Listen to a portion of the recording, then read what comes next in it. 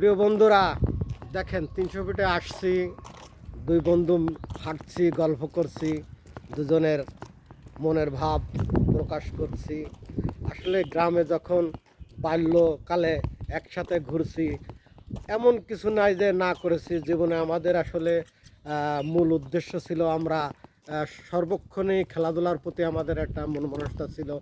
হ্যাঁ, তারপর আস্তে আস্তে ধাপে ধাপে যখন বড় হচ্ছি, তারপরে বিভিন্ন ধরনের খেলাধুলাতে শুরু করে লেখাপড়া দুজনেই একসাথে বড় হয়ে উঠেছি। দুজনের ফ্যামিলি আস্তে আস্তে মার্শাল্লাহ দুইজনই একটা ইয়েতে আসছি।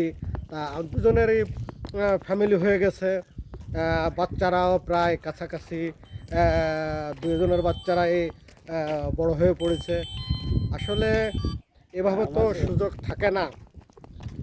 থাকে না, এখন সুযোগ হয়েছে। এই সুযোগে দুজনে একটু হাঁটছি, ঘুরছি। হ্যাঁ, এভাবে ঘুরে ঘুরে দুজনের ফ্যামিলি বা মনের ভাব এগুলো প্রকাশ করছি। 300 ফিটে আসছে, 300 ফিট থেকে এখন আমরা পূর্ব অঞ্চলের ভিতরে ঢুকেছি। ঠিক আছে, যাই হোক, আমার বাচ্চারাও অনেক বড় হয়ে গেছে মার্শাল্লাহ, ওর বাচ্চারাও বড় হয়েছে। এখন দুজনের আসলে প্রায় চিন্তা মুক্ত হয়েছি বা হচ্ছি, এগুলো আপনাদের সামনে তুলে ধরলাম।